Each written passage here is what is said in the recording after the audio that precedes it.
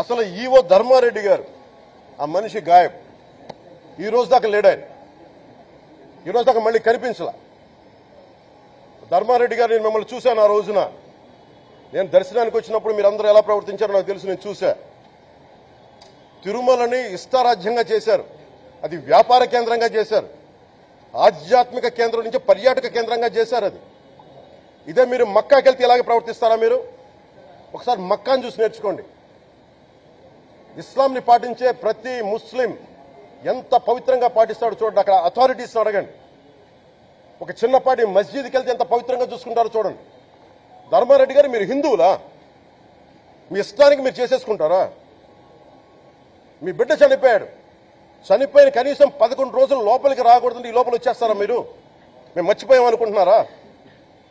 ఆగమ శాస్త్రం చెప్పింది మీకు ఇదేనా? అంటే గవర్నమెంట్ ఉద్యోగులు అయితే ప్రభుత్వం నియమిస్తే మీ ఇష్టానికి చేసేసుకుంటారా? మాకు బాధలు ఉండవనుకుంటున్నారా?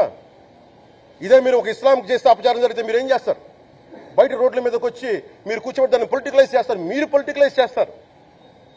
నేను నిజంగా చెప్తున్నా. జగన్మోహన్ గారికి కూడా చెప్తున్నా. మీరే గనుక నేనే గనుక సనాతన ధర్మం మీద పోరాటం చేయాలని నన్ను ఆపేవాళ్ళు ఎవరు లేరు ఈ దేశంలో. గుర్తుపెట్టుకోండి.